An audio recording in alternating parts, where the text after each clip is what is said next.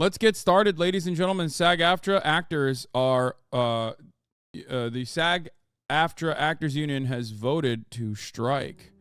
So let's take a look. Good afternoon. I'm Philip Palmer. This is an Eyewitness News update with breaking news out of Hollywood, where actors will join the picket lines. The SAG-AFTRA National Board announced a strike, and it begins at midnight. Actors are fighting for residual pay from streaming and the unregulated use of AI. The president of SAG-AFTRA, Fran Drescher, spoke just moments ago. This negotiation be covered because the eyes of the world, and particularly the eyes of labor, are upon us. What happens here is important because what's happening to us is happening across all fields of labor by means of when employers make Wall Street and greed their priority, and they forget about the essential contributors that make the machine run. We have a problem, and we are experiencing that right at this moment. This is a very seminal hour for us. I went in earnest, thinking that we would be able to avert a strike. The group representing the studios responded that it was SAG-AFTRA who walked away from negotiations, saying in part, "This is the union's choice, not ours.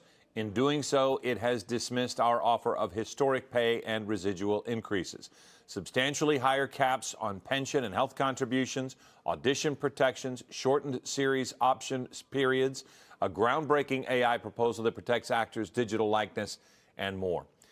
Thanks for joining us. Updates in. I mean, there's literally it's not to be that guy, but there's a Black Mirror episode on the AI thing.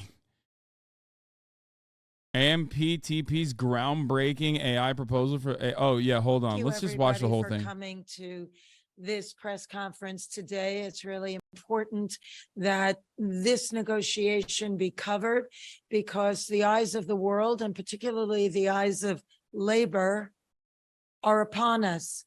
What happens here is important because what's happening to us is happening across all fields of labor by means of when employers make Wall Street and greed their priority, and they forget about the essential contributors that make the.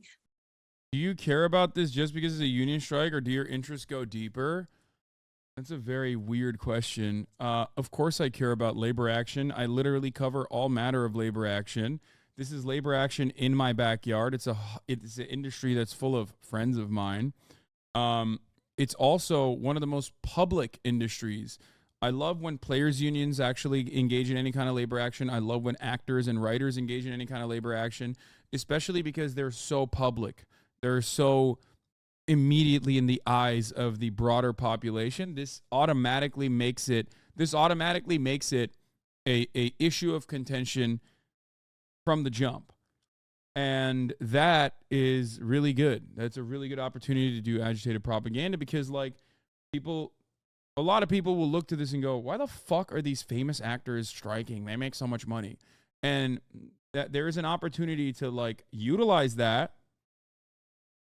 There's an opportunity to utilize that and weaponize it against unionization in general, which is what a lot of the media does. They're like, yeah, look at these rich fucks. Like, why are they fucking... Oh, look at, they want more. Their demands are so ridiculous, right?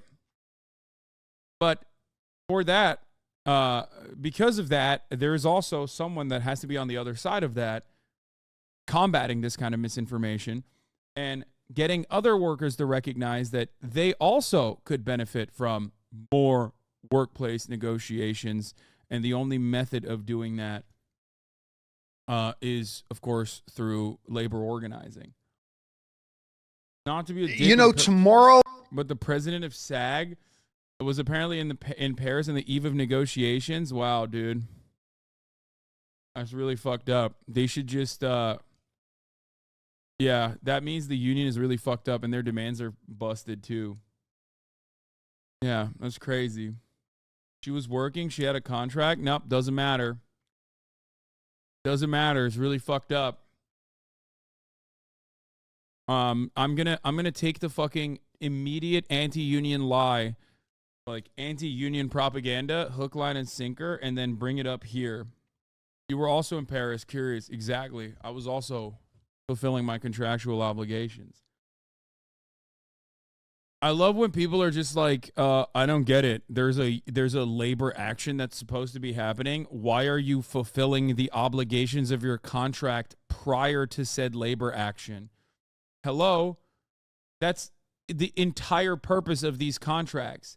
It's that you maintain goodwill by saying, look, we will follow through all of the contracts you give us to a T until there's a moment of negotiation. And after the negotiation, if the unions democratically vote to engage in a work stoppage, then it's over. It's done until you meet our demands and the contract is ratified. If actors negotiate their individual wage per contract, what does the union do? How does that work? Sorry if this is a dumb question. Unions get money from the studios across the board and also through dues and pay for healthcare and things of that nature, and also maintain minimums and maintain things such as residuals. That's actually not a bad question at all. It's actually the same exact, they work in the same exact capacity to the Writers Guild or even, to all the other guilds like IATSE, for example, that works aside on top of these other unions. This is how it works. They create standards, workplace conditions. They make sure that there is better profit sharing. They offer health care to the contracted employees.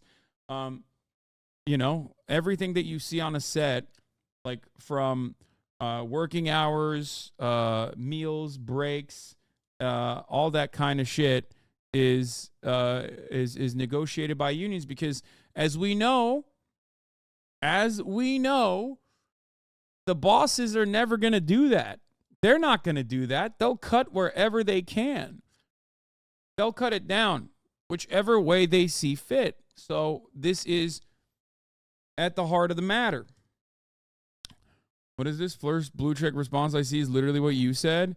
Now I become activist destroyer of movies. Stars Cillian Murphy and Emily Blunt leave Oppenheimer premiere as Hollywood actors are launching a strike that could stall the whole industry. Yeah. I mean, this is big. This is really, really big. Which actors do you think are going to come out as anti-union? Likely easy answer, Chris Pratt. No actor will come out as anti-union.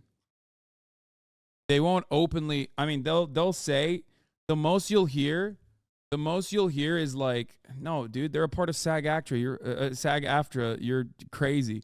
No, here's what will happen. They'll make subtle remarks. Oftentimes, older actors will make subtle remarks that are like in the middle, like Tom Hanks. He'll say something along the lines of like, unions are really powerful and really good, but honestly, we also need to make sure that we don't go too far. Something along those lines. They'll never just straight up come out and be like, this union is shit. It's fucking dog shit. Fuck the union. They won't. They're literal members of the union. Do you think that this will prolong the writer's strike even more? Do you think this helped? This, of course, helps the writer's strike. Of course. Additional components of a sector also engaging in work stoppages is going to increase the pressure, because what is a strike? It's a work stoppage. There's a negotiations process. There's a contract. There's a back and forth. And your goal as the labor union is to ensure that there's as much pressure, because companies are incentivized by profit. There's as much pressure as possible on a lot of these publicly traded companies that have boards that have a fiduciary responsibility to their shareholders to constantly and consistently increase shareholder value. And when there's a work stoppage, you're seeing a massive hit to shareholder value. So their job is to nip this in the bud. Their job is to stop this as quickly as possible. Precisely the reason why there's a lot of legalese that makes union activity as difficult to conduct as possible. Okay? That's also why there are anti-labor union law firms that these studios work with in order to either A, stop strikes dead in its tracks, or B, and more frequently, this is a multi-billion-dollar industry, stop workplaces from unionizing to begin with, because unions are terrifying to the bosses. Because the bosses don't want you to have any fucking power. They want you divided. They do not want you united, because divided, you beg, but united, you bargain. I think one of the things that was truly unhinged was when the AMPTP openly stated, like some of the heads of studios openly stated, we will wait this out until some of you become homeless. That is a truly, truly insane, unhinged, giving the game away ass beat right there. You know what I mean? Not sure if you saw Adam Conover's tweet. I have not, but here, we can get started with that. Adam's going to be on the stream. So yesterday, some studio executives told the press that they were planning. We're going to have Adam on in a little bit, too, to come talk about this. He's, I mean, such a perfect person to be, like, the spokesperson for this sort of thing. He's obviously sitting on the negotiations committee for the WGA. He's also a part of SAG-AFTRA as well, so he can speak on both. I'm also looking, I've hit up a bunch of my friends to see if they are interested in participating in the pickets alongside myself, like some of the actors that are SAG-AFTRA. And on top of that, I am planning on having maybe some spokespersons from the union as well, or someone that's higher up. I put out some feelers out there to have some people on. Potentially I might. Oh, Alex is also going to be staying with me. Alex Press, as she obviously writes about the story. So, you'll be seeing her a lot more as well on stream. So, that's it. Hasan, you're going to pitch a movie out there? Of course I'm going to. All right. Planning on waiting out the Writers Guild until October, when writers will lose our apartments and homes and become homeless, and then be forced to come back to the table and take a bad deal. Now, first of all, I cannot believe that they said this. They took the mask off. They told on themselves bigger than anyone I have ever seen. But also, they are dead fucking wrong, because writers are in this for the long haul. We have a strike fund that we use to support other writers who are on hard times. We are raising money for crew members and other people affected by the strike. And most importantly, we know that if we do not get a fair deal, we will not have jobs to go back to. So we are not going to leave this picket line. We are going to keep withholding our labor until the companies come back to the table and make a fair deal. And they're going to do that. You know why? Because they need us. Every dollar they make begins with us. So they are not starving us out. We are starving them out. And until they come back to the table, there will be no writing. So yesterday, some studio executives. Pretty wild thing to hear openly from the studios when they're supposed to be negotiating in good faith. Them stating openly that, like, on no uncertain terms is kind of unimaginable. I do think that they're getting way too fucking big for their britches. They're getting way too comfortable. Like, how do you feel like you can get away with that? I mean, but then again, these guys, they test the market. They know what people have a taste for. They understand. Maybe they think that unions are not as positive, or at least, like, these types of unions are not as positively perceived by the broader population, because there's always the other side of anti-union sentiment where people go, oh, these guys are so lazy. They're so demanding. They're so spoiled. They're so entitled. How dare they? How dare they go around and demand more? They're fucking actors. They're living the high life, which, by the way, you, of course, saw. They said that about writers, too, which is additionally laughable because, outside of the public-facing writers that don't make that much money, plenty of writers that are even famous don't make a lot of money at all. Whereas with actors, there's an even larger pool of actors that don't make a lot of fucking money. We're talking extras. We're talking stuntmen. We're talking all of the different aspects that are on camera on the Hollywood production side. And the reality is, even if they're making a lot of money or not, this is a demand to take back more of the value that they generate. Never forget, this is not about whether you like a particular movie or not. This is not about whether you like a particular actor or not. This is not about whether they have good politics personally or not. I always say this, unions are not about being left or right. Unions are about fairness. Fairness. When you go to work, no matter where you are, under a capitalist organization of the economy, you go to work every fucking day and you're generating value for that company. You're doing something. Even if you're just fucking sitting there and acting like you're looking at spreadsheets, ultimately the company has decided that you are a net benefit to them. Okay? That's called profits. They're extracting your surplus labor value. They're paying you wages, and they're getting more in return for those wages. So when unions get together, it's not about asking for unjustifiable things, but it's usually just about demanding that out of the value that they create, not the arbitrary amount, by the way, out of the value that they create for their bosses, they want some of that back. That's it. And it's kind of funny because everybody always looks at the output. They're like, players unions. I don't really understand. I mean, the fucking Spurs are dog shit this year or whatever. And it's like, yeah, it doesn't matter because whatever a particular player is making in the form of wages, in the form of their contracted wages, their bosses are making a shitload more off of their players. That's it. A decade ago, Steven Spielberg predicted that an implosion in the film industry would happen where half a dozen movies with high $250 million budgets will flop at the box office and alter the industry forever. Yeah. So, like, a lot of people will look to, like, the Indiana Jones movie, or a lot of people will look to all of these big budget blockbuster movies that are failing and go, the actors in it suck, or the writers in it suck.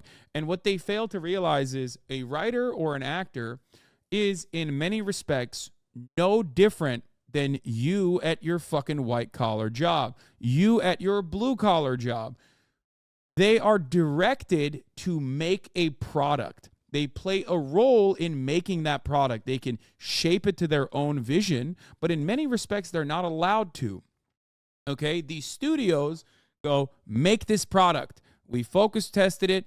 We looked at like what markets are going to pick this product up and like it and consume it and enjoy it. Make this product now. And then the writers go, yes, sir, let's do it. So it has nothing to do with your own personal consumption or your understanding of whether this product is good or not. I know that this medium is very subjective, the way that you perceive it, so it's very hard not to see it in that light, but it doesn't work that way.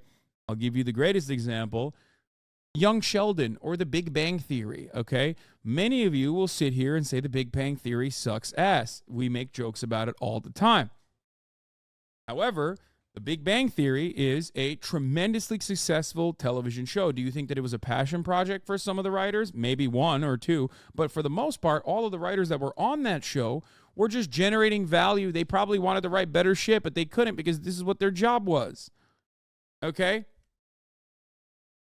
They didn't write Bazinga because they love Bazinga and they think this is incredible. They wrote Bazinga because that's what the studio executives knew was good.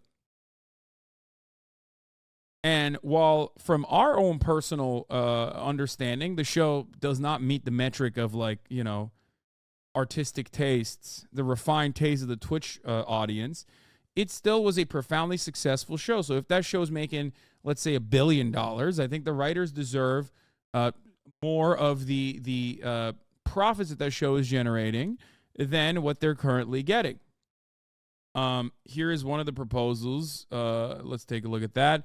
The studio's AI proposal to SAG-AFTRA included scanning a background actor's likeness for 1 day's worth of pay and using their likeness forever in any form without any pay or consent.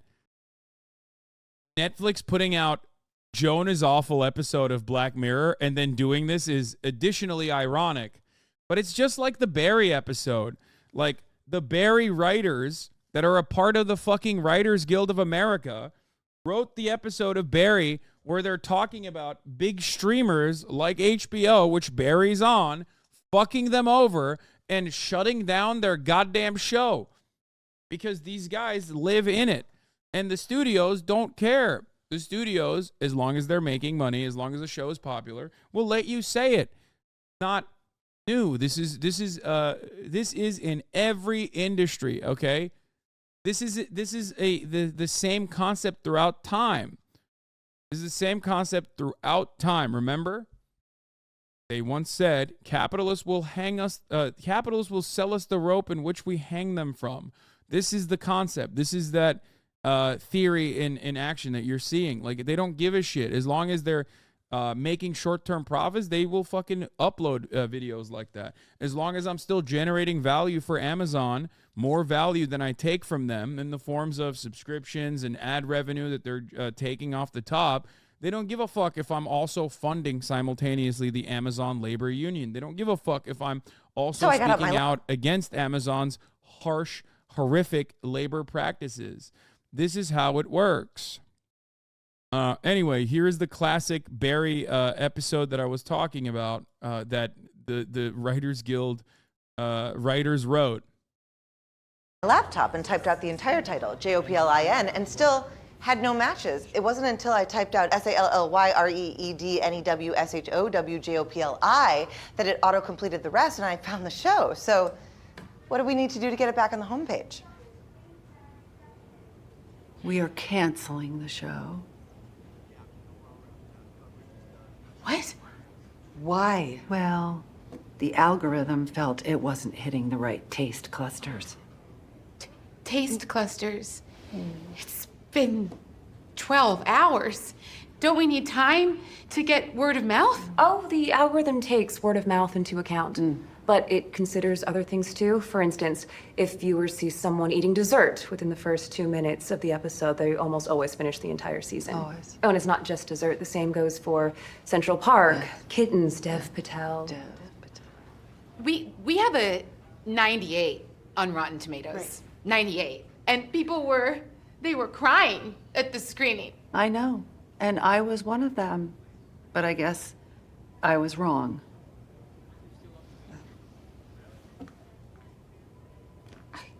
Why do you even bother? Watching cuts, giving us notes. Careful. If you're just gonna let some machine make all your decisions for you. See, I can see that you're upset, and if there was someone I could call to override the decision, I would, but I can't because I am that person. You know, does that track for you? You know, maybe if Pam hadn't stolen your thunder. Pam has a 27%. But the right verticals are watching. Right. Taste clusters exploding. Yeah, you know, I've been doing this for 30 years. And if there's anything I've learned, it's nobody knows anything except the algorithm. Fuck the algorithm! And you know, as you were saying that, I thought,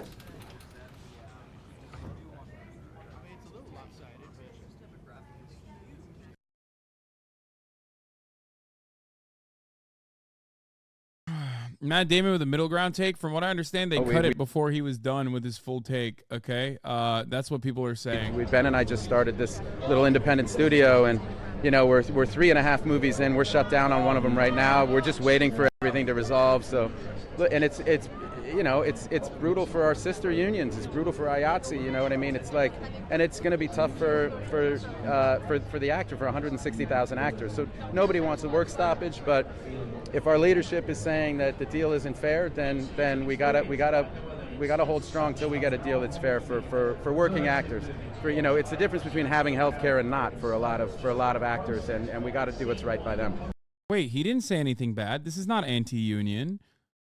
Matt also said, if our leadership is saying the deal isn't fair, then we got to hold strong until we get a deal that's working for actors. There's a difference between having health care and not for a lot of actors, and we got to do what's right by them. That's not middle of the road at all. No, you guys just read the Deadline Hollywood. You didn't watch the video. You read the Deadline Hollywood quote, which quoted him halfway to make it seem like he is against the strike. Matt Damon at the Oppenheimer Theater says the Hollywood labor strikes will be brutal for actors in his own production company, which has shut down one of his company's films. This is 1,000% sensationalist propaganda. They're doing this on purpose. All right. They did it with this one, too. That's so funny that they're just like clip Kenneth Branagh on the Hollywood labor strikes. I hope as everyone does it, that it resolves itself quickly. It's truly amazing how Deadline takes every actor's very pro-work stoppage sentiment quote and trims it to sound anti-work stoppage.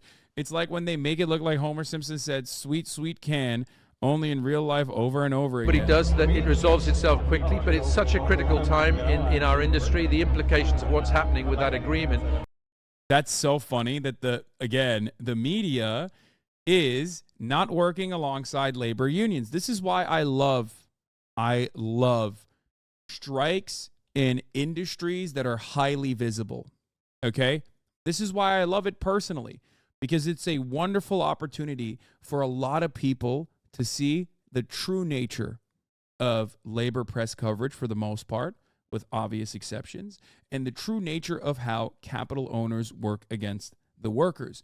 Because Matt Damon is fucking insanely famous. Everyone wants to hear what Matt Damon has to say. People are going to be paying a lot more attention to fucking Matt Damon than they do to the UPS strikes that are about to happen, right? That's been ongoing for a moment now. I've covered the Teamsters contract negotiations, okay? But the reality is the broader public doesn't care about it as much. They should, but this is a great opportunity for people to learn, okay? Go way beyond the membership of SAG-AFTRA. It's an existential moment in our industry, and I think it's not a surprise that it's a difficult thing to thrash out. I do think everybody's trying to get a fair deal, but I'm in solidarity with SAG. I've been a member for over 33 years. I think they're doing the best they can, and I think it's the way to go. Yes, it's we listen we know everything's affected. I hope it's going to be something that motivates people. Guys, it's Oppenheimer. It's going to have some Christopher Nolan-ass audio at the fucking red carpet even, okay? What do you expect? What do you expect? Christopher Nolan is deaf, okay? He's deaf. Make no mistake. He is a person who can't hear, okay? That's why his movies are cut the way that they are. Do not expect to hear dialogue when you watch Oppenheimer. Expect your eardrums to be blown out like a motherfucking atomic bomb test by the end of the movie. And, you know, develop a better understanding of how Christopher Nolan goes through his day. I'm seeing it in IMAX. I'm going to die. Oh, brother, good luck. Yeah, a lot of people act like going to see The Sound of Freedom is a chore. Meanwhile, the real chore is going to the movie theater and watching a Christopher Nolan movie without having all of your senses assaulted, okay?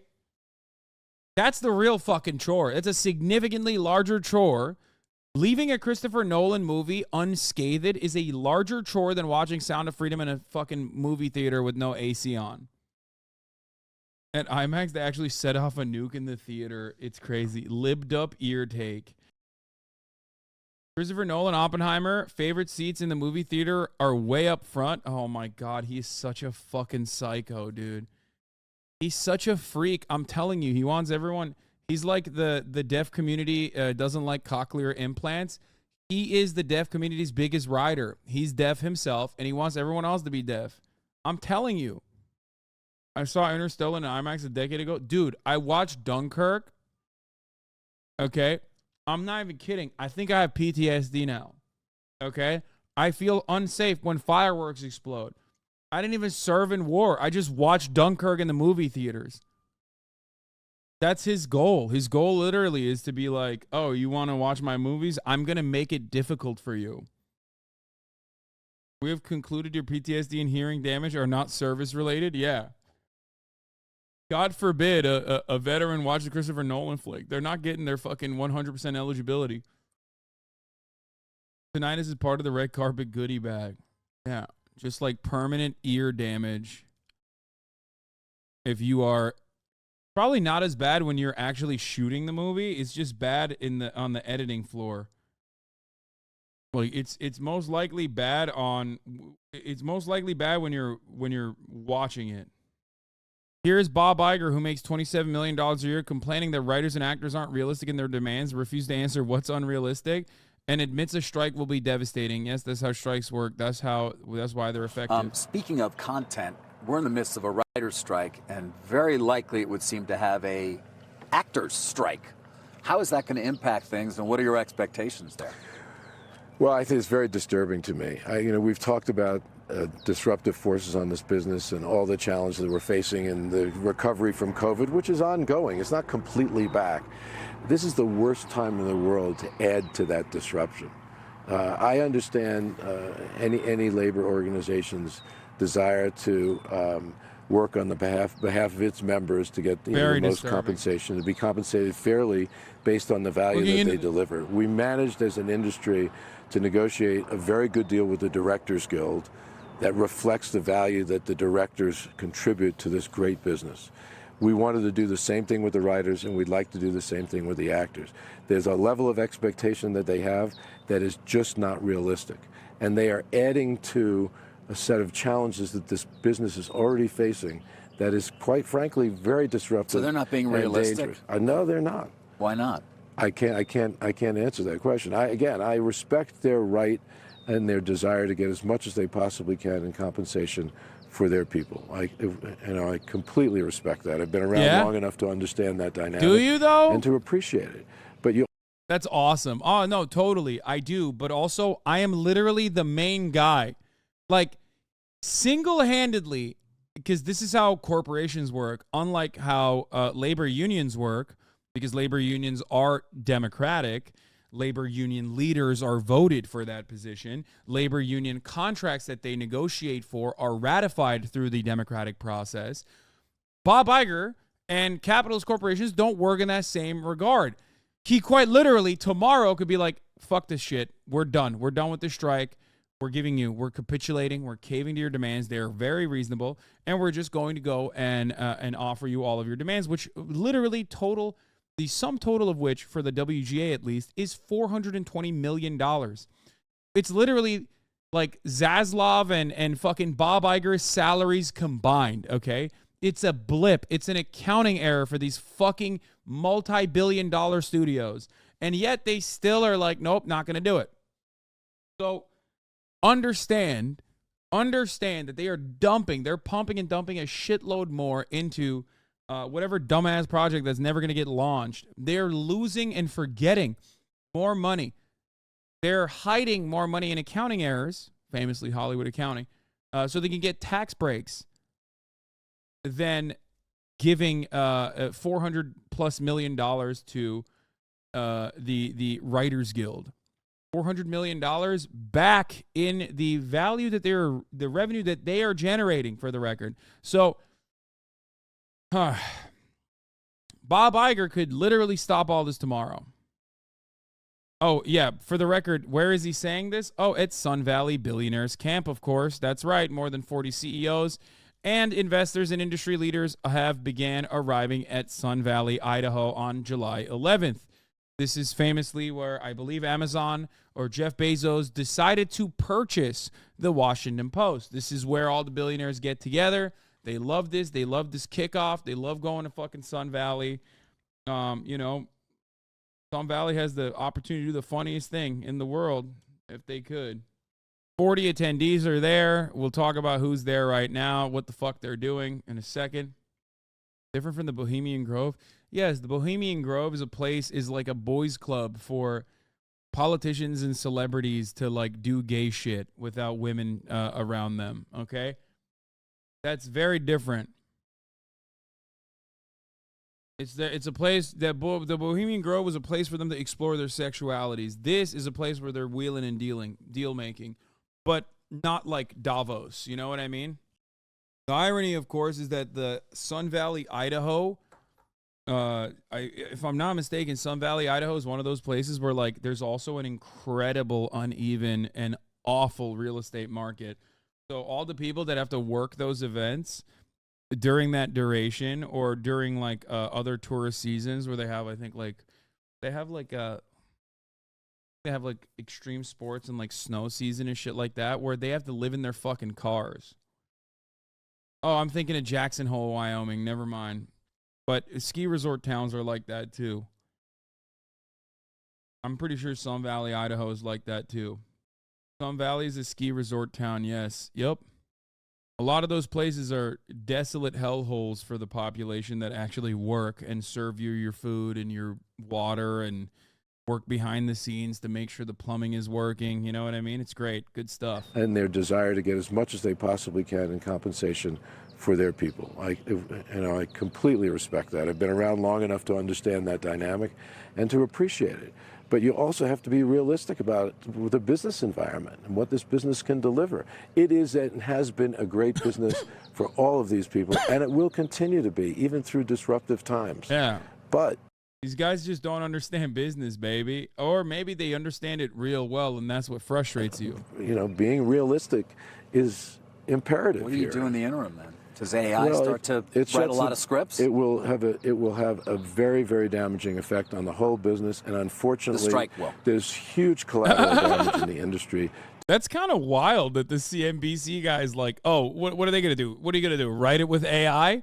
That's the most contentious CNBC interview I've ever seen against the dude who your job is to literally glaze up, just suck his dick to completion, okay?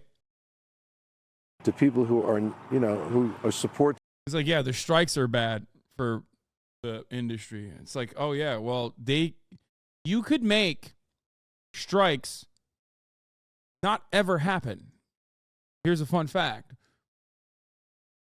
Engage in the bargaining period in good faith, like actually, as the law dictates you do, and offer whatever the fuck the unions are asking for, because it's not like the unions are asking for more than you can offer. The unions are only capable of asking whatever the fuck they are generating in the form of revenue, in the form of surplus labor value, in the form of profits. Services. I could go on and on. It will affect the economy of, different regions even, because of just the sheer size of the business. It's a shame. It is really a shame. Maybe you could take $17 million a year in the extra tank and pay the people who think up and write, illustrate, create product that brings them so much money. $25 million of his $27 is stock. So you want to give non-Disney writers Disney stock as a payment instead of cash? Dude, that's crazy. Dude, there's no other way to do this. First of all, the reason why his payment is in stock is because there are tax benefits to it. You're such a fucking idiot. But of course, what am I expecting from a guy? Wait, is this like ETH? Does that mean he's like a crypto guy? I don't know. He's a guy who fucking bought stupid ass Twitter Blue. God, I hate how fucking stupid people are. I find myself intensely disliking.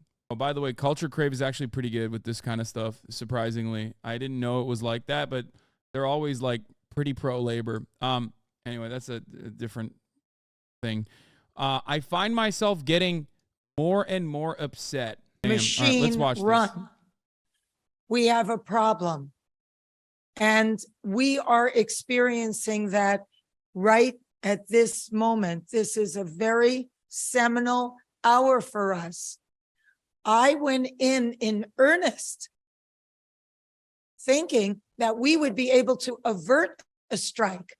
The gravity of this move is not lost on me or our negotiating committee or our board members who have voted unanimously to proceed with a strike. It's a very serious thing that impacts thousands, if not millions of people all across this country and around the world. Not only members of this union, but people who work in other industries that service the people that work in this industry. And so it came with great sadness that we came to this crossroads, but we had no choice. We are the victims here. We are being victimized by a very greedy entity. I am shocked by the way the people that we have been in business with are treating us. I cannot believe it, quite frankly. How far apart we are on so many things. How they plead poverty, that they're losing money left and right when giving hundreds of millions of dollars to their CEOs. Nope. It is disgusting. Shame on them. They stand on the wrong side of history at this very moment. We stand in solidarity, in unprecedented unity. Our union and our sister unions and the unions around the world are standing by us, as well as other labor unions.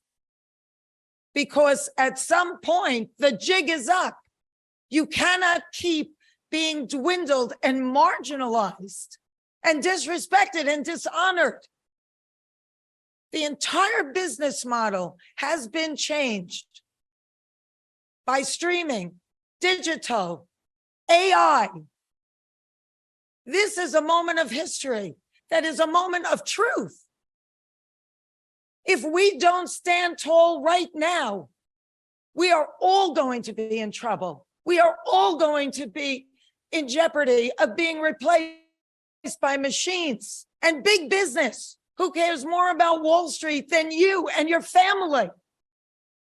Most of Americans don't have more than $500 in an emergency. This is a very big deal, and it weighed heavy on us. But at some point, you have to say, no, we're not going to take this anymore. You people are crazy. What are you doing? Why are you doing this? Privately, they all say we're the center of the wheel. Everybody else tinkers around our artistry, but actions speak louder than words. And there was nothing there. It was insulting. So we came together in strength and solidarity and unity with the largest strike authorization vote in our union's history. And we made the hard decision that we tell you as we stand before you today.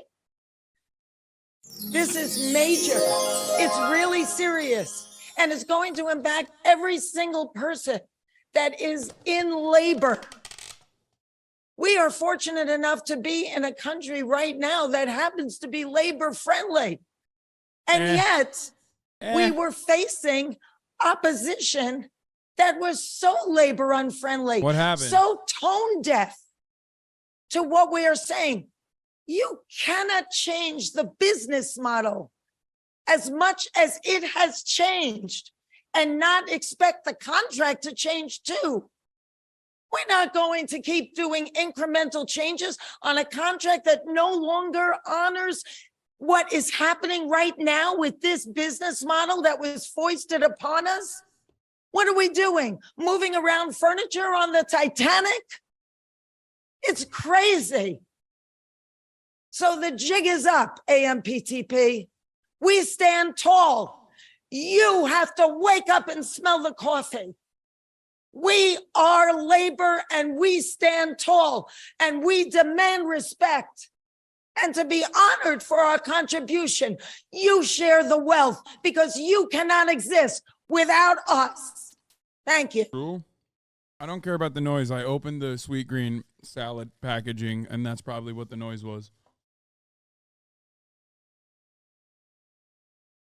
Anyway. Why do you use Twitter anymore? It must be doing wonders for your mental health. It's a troglodyte echo chamber. I use it because it's my job.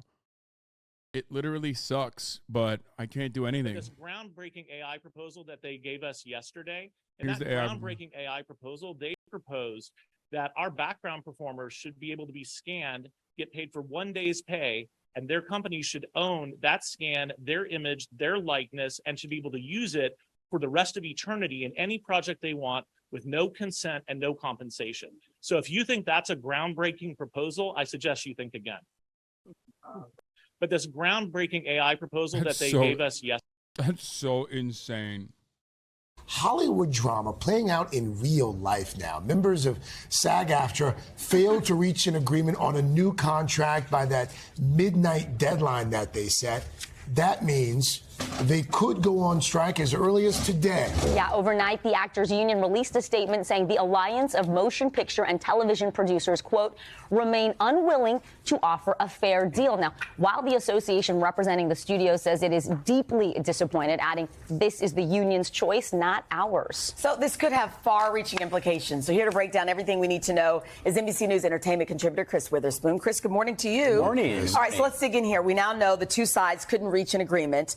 So what happens now? What are the immediate effects? If the strike is voted on a little later today, if it goes through? Yes, if it goes through, there'll be an immediate halt to all production. Yeah. So all the films being made right now will be halted. All the TV shows, Hollywood will go dark, and we're also going to see some of the biggest names in Hollywood going to the picket lines. All these major A-list stars, these names known all around the world, will be joining the writers at the picket lines. Of course, the Writers Guild of America has been on strike for some time now, past 2 months, if I'm not mistaken. There's some overlap between the unions. For folks who have not been following the story as closely as we have, SAG-AFTRA, what are the major issues that they're fighting for? Yeah, so a few things. Higher wages per season for streaming, and then also better benefits for the actors and also the writers, but increased streaming residuals, which is very different when you're doing it for Netflix or Hulu. Then also protection from AI. We talked about this last month on the show Harrison Ford. They actually used AI for the new Indiana Jones film for the first half hour of the movie. Then also self-tape audition regulations. What are those? A lot of actors are tired of self-taping. They used to go to casting directors or casting agencies. That's all stopped lately. So they want to have regulations around self-taping. Really interesting about the residuals, too, because you think of a season now, it's much shorter than it used to be, and so you're getting paid less. So that makes sense. Let's talk about viewers, Chris. What does this mean eventually for the shows and movies that we're all accustomed to seeing, the new ones coming out? So we've seen so much great content, almost too much content to keep up with. But we will now probably see like a famine of content. Lesser shows, lesser films coming to Netflix, to Hulu, to all the streamers. And then also we'll probably see more reality, like Love is Blind, The Ultimatum, all those shows that did really well for some of the Netflix of the world. Yeah, they're only writers. The reality shows, reality competitions, more of those for sure. And what about the Emmy Awards? Nominations were just announced yesterday. Succession, Ted Lasso. So many shows. Would this impact, I think it's the 75th ceremony. Yeah, they're scheduled for September 18th, but they'll probably likely have to cancel those and push them back a few months. Actors can't do any press or promo. That's part of the actors' strike, and really the campaigning up to the Emmys is such a huge part of getting that Emmy Award, so they'll probably push them back a few months. I think for a lot of folks who are watching or listening right now on the radio, they're like, oh, Tom Cruise, Harrison Ford, why would these guys be striking? They're Okay, that's not an L. You met Jacksepticeye. I see him all the time. To be fair, I've hung out with Simu as well. They make so much money. But the reality is, most actors are not making millions of dollars. Exactly. And most writers aren't making millions of dollars. A lot of the streamers right now are making billions of dollars, and these actors and the writers, they're not getting their fair cut. Network TV, they were able to get a lot more. It was clearly defined how the shows were doing. The ratings and those residuals were so much better. Right now, they are not good for the actors or the writers. We'll have to see what happens if the vote goes through. Thank you, Chris, as always. And we should mention NBC Universal's parent company, Comcast, is part of the alliance. I think another thing that we will see for these big streamers is probably a lot of Korean and Japanese art as well. I already see like a big wave of Korean cinema and Korean TV shows on Netflix anyway. They pay for it. They make like Western productions out there as well.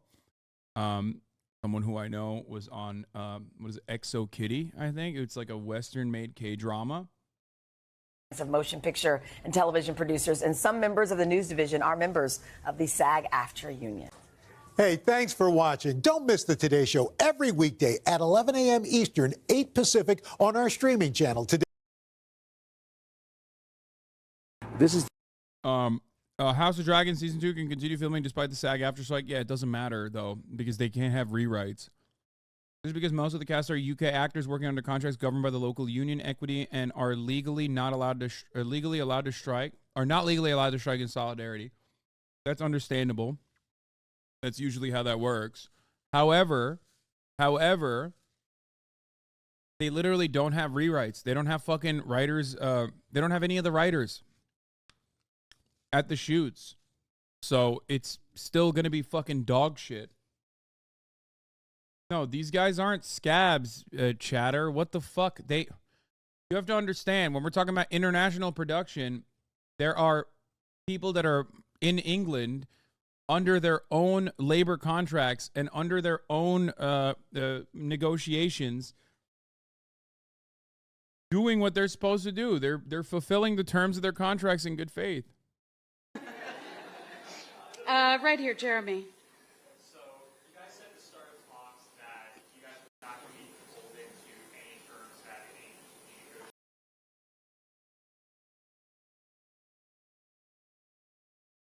to reach a deal with the AMPTP, and unfortunately, they have left us with no alternative.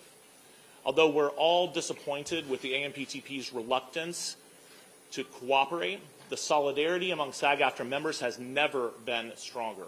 Based on the enthusiasm I'm seeing from everyone, I truly believe this union has the unity and the resolve needed to fight for the future of their careers.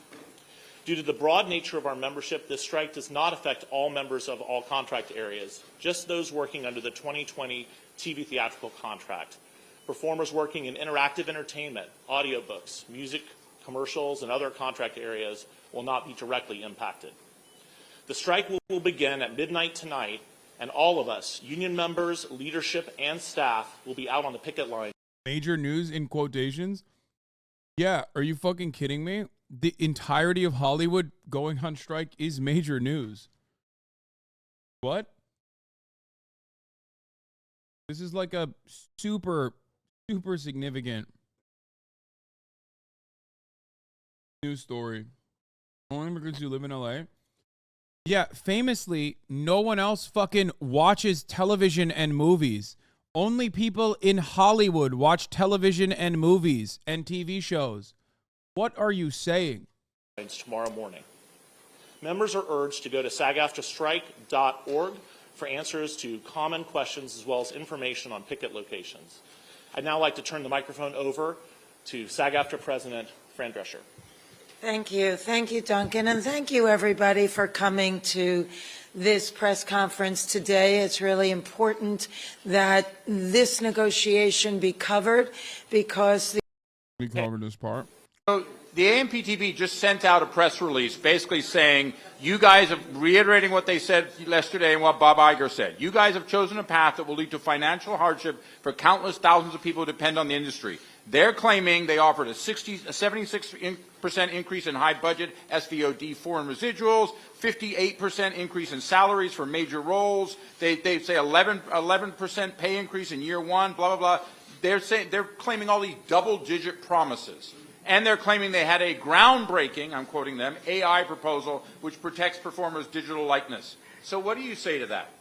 Well, Fran may have some things she wants to say to that, but let me just take one of the items that you mentioned, and I'm not going to be able, not having seen their press release, I can't respond to every point of it, but this groundbreaking AI proposal that they gave us yesterday, in that groundbreaking AI proposal, they proposed that our background performers should be able to be scanned, get paid for 1 day's pay, and their company should own that scan, their image, their likeness, and should be able to use it for the rest of eternity in any project they want with no consent and no compensation. So if you think that's a groundbreaking proposal, I suggest you think again. A few weeks ago, you guys put out a video that suggested that you were seeing progress in the talks and you sounded encouraged by what was happening. So what turned? What was the pivot? Where did things go south? well, you know, initially we started kind of on the outside. They weren't really ready to get to the core issues, and we were encouraged, quite frankly. But we didn't realize that that was where it ended, where it began and ended. And all the core ingredients, you know, we were basically either stonewalled or we're so far apart that, you know, it was just... And in earnest, we gave them an extension of 12 days, which they absolutely wasted, making us feel like we've been duped, like maybe it was just to let studios promote their summer movies another 12 days. They stayed locked behind closed doors. They continued to cancel our meetings with them. We thought, you know, well, maybe they're really getting into it. But then what we ultimately received from them was what my mom would call a leck and a schmeck.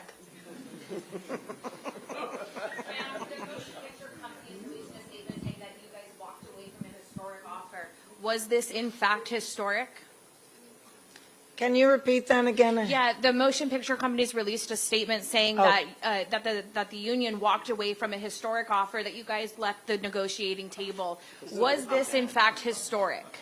What was historic about it is that we were really so marginalized, so dishonored, and so disrespected that it was really egregious and disgusting. So that's what was historic, that at a moment when streaming and AI and digital is so prevalent in the industry, it has disemboweled the industry that we once knew. When I did The Nanny, and everybody was part of the gravy train. Now it's a walled-in vacuum. And not only is it unfair to everybody up and down the ladder, but the entity that employs us, it's really un-American. And it's unconscionable. What are you doing? We're not curing cancer here. It's a collective art form.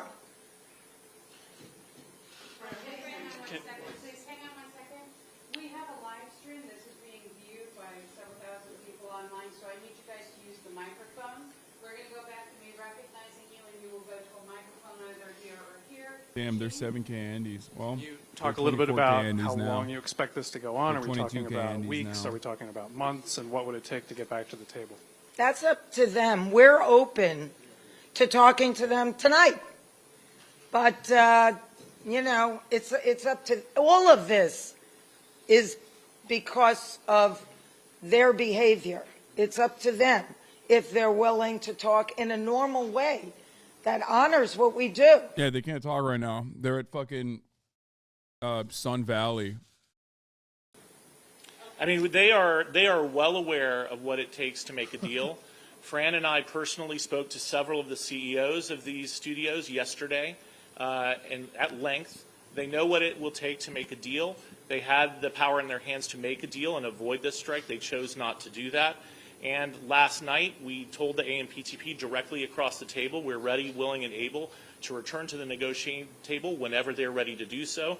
Their response to us was that they would be ready to talk whenever we would act in a civilized manner, not be on strike. We told them that it's not uncivilized for people to go on strike. It's a moral right, it's a human right, and it's a legal right of our members to collectively bargain, to organize. Civility politics is awesome. He said it's uncivil to strike, which is like your legal right. And to go on strike if needed to defend their rights, and that we will be happy to approach them and negotiate with them whenever they're ready to do so. We were then later informed that it would probably be a while. So we will be here doing what we need to do to defend our members and to ensure we get a fair contract, and we encourage them to come back to the table because we're ready to talk whenever they are. All right, right here, please. It's obvious that AMPTP is working coordinated effort with all the studios.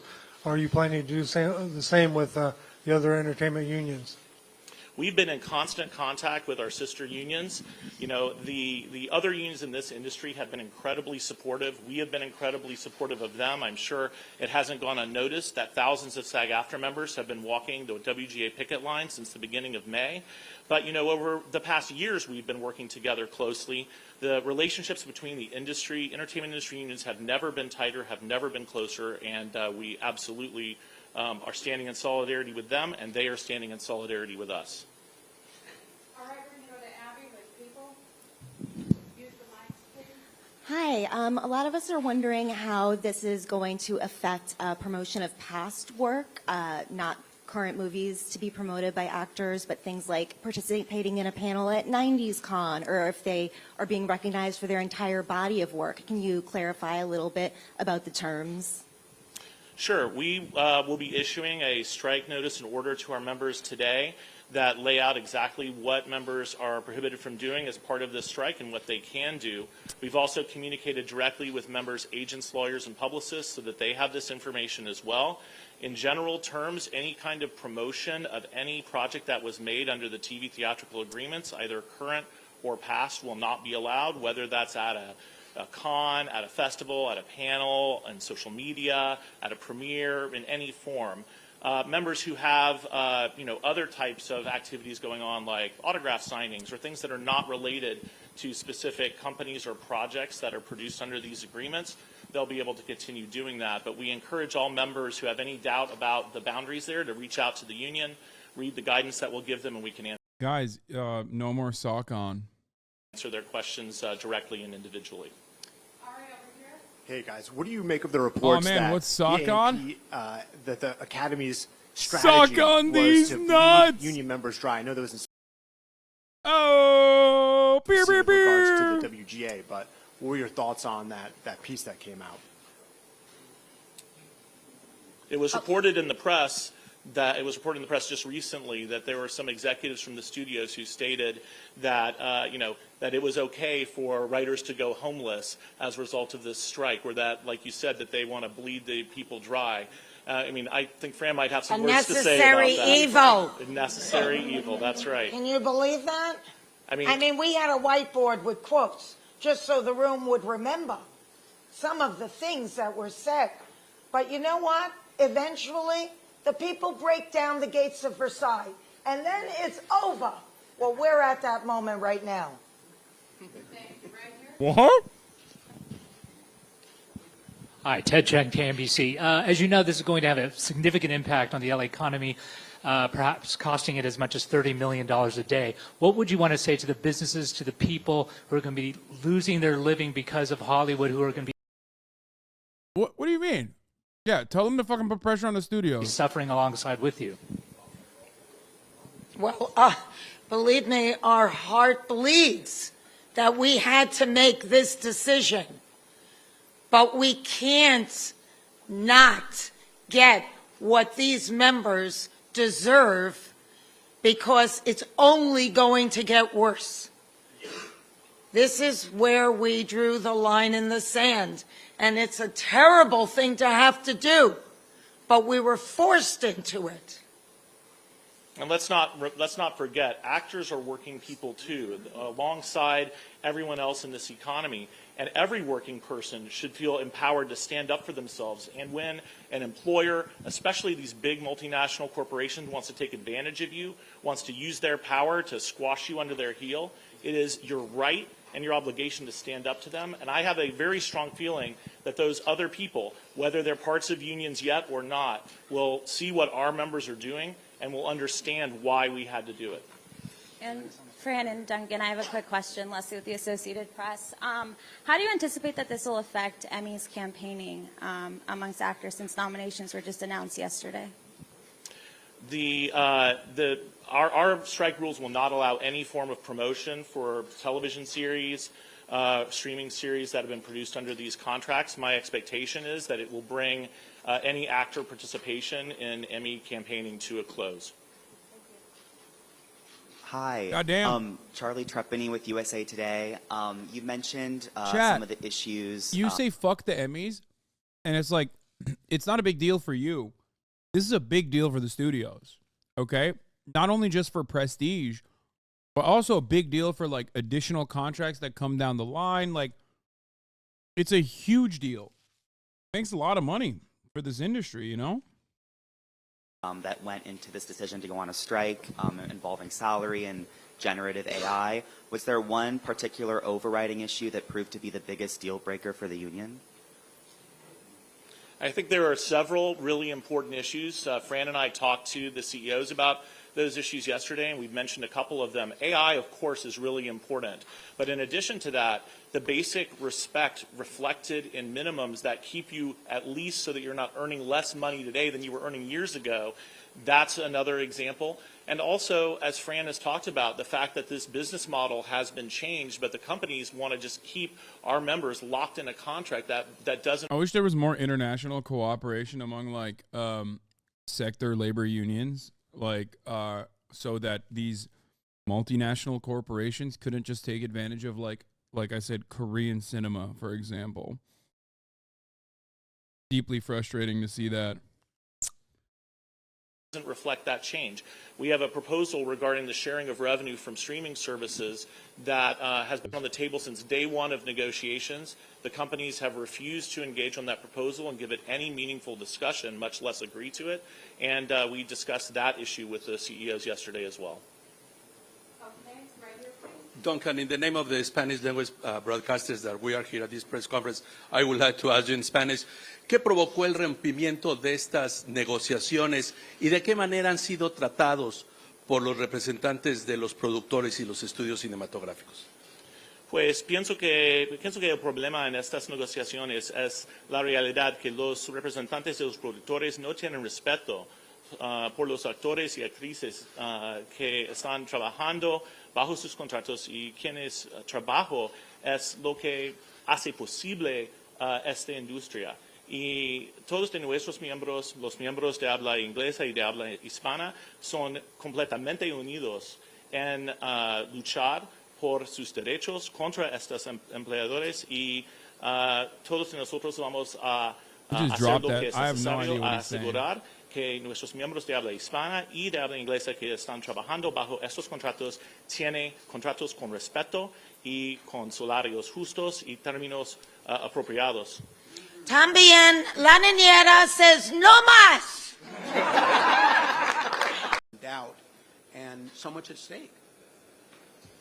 I just say that I have zero doubt that these companies could have agreed to every single item in our proposal package without a problem whatsoever in their bottom line. They could do that. They choose not to do that. We told the CEOs yesterday, and we've told the AMPTP across the table as it relates to our streaming revenue share proposal, that we would be flexible on the terms of that. The issue is that there has to be a change in the structure. It's like what Fran said. We can't continue working off of a contract that was designed for a different business model. Despite that indication of flexibility, unwillingness to move in our direction or even substantively discuss the proposals.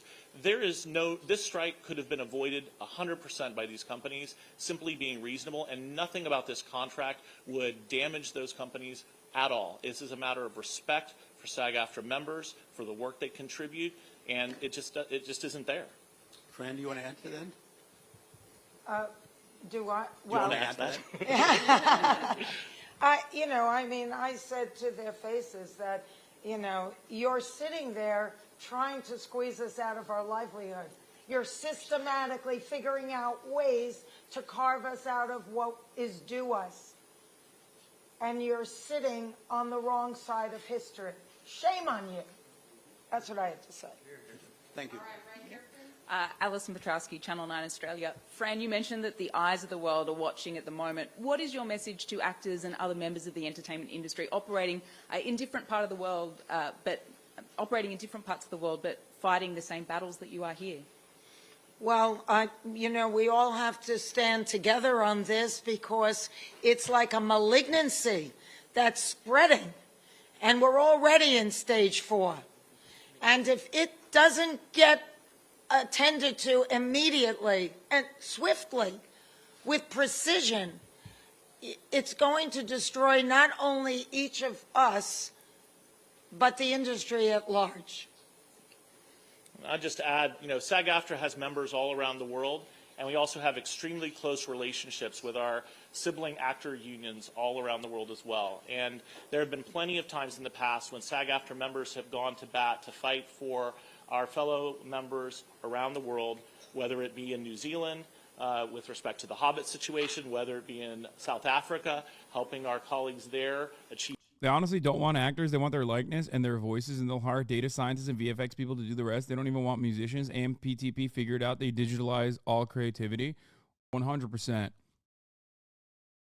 Notice how the aspect of that, the equation, the one side of that equation that isn't that is being heavily leaned into is like the side that is not being allowed to unionize, the side that also is like very similar to the game developer side of the conversation. They're leaning more and more into visual effects. Visual effects can be done internationally. It can be done anywhere. It can be done by whoever. Now you don't even need a fucking act. 30 Rock is... By the way, this is a show that literally got fucked by the lack of interest in contract negotiations by studios during the last writer strike, if I'm not mistaken. Famously predicted MILF Island. So, I mean, in my opinion, that was probably a harder prediction than this one, because, like, you know, this is directly related to their existence. They know how the fucking studios operate, you know? All right, that's the end of that video, or at least the relevant part of it. Copyright protections in their domestic law that they didn't have before. We've stood by, and we do stand by them, and we know that they stand by us. We've spoken to them, and we know that we have solidarity from actors all around the world, because they know this is a just fight. This is the same fight that they have. We're all in it together, and we are going to win it.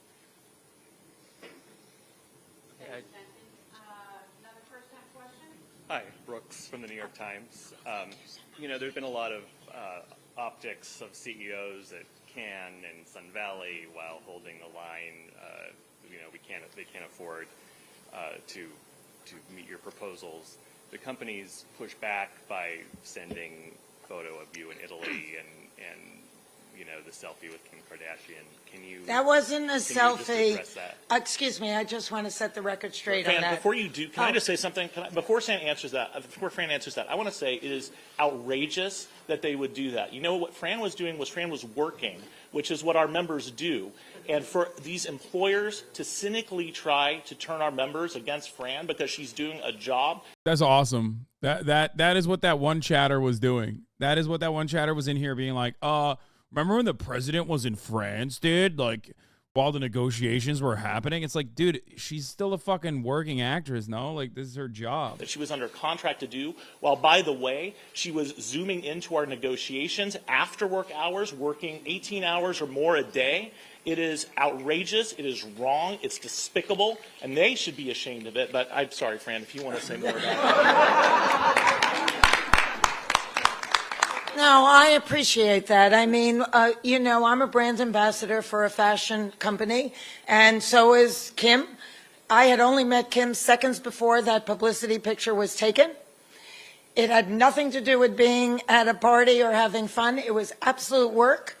I was in hair and makeup 3 hours a day, walking in heels on cobblestones, doing things like that, which is work, not fun. I'm sure Kim would have rather have been at her home in Malibu with her children too, but we work. That's what we do. It's wild too, because it's like, who the fuck considers taking a selfie with Kim Kardashian to be a fun activity? I guess like people that watch Keeping Up with the Kardashians, but like, you say work a megalo, but that's how it works. It's marketing. It's marketing. That's what you're doing. Oh my God. I know. It's crazy. Hasan, what do you mean, work a megalo? You went to Paris. It's like, yeah, I would have rather not gone to Paris. I don't know if you know that. Like, I love my community. I love my fans, but I would have rather stayed at fucking home with my dog, okay, and didn't get into a golf cart accident where I broke my rib. I'm just saying, like, that's just what it is. Everyone's place of work is very different, okay? And at 10:30 at night, I would leave the event, I would go to my hotel room, and I'd call into the Zoom. And when I couldn't get through to them because I was on a plane, I was texting with him constantly throughout the plane ride. I worked around the clock in 3 different time zones because my parents live in Florida, though I keep asking them to move here. And I managed their well-being as well.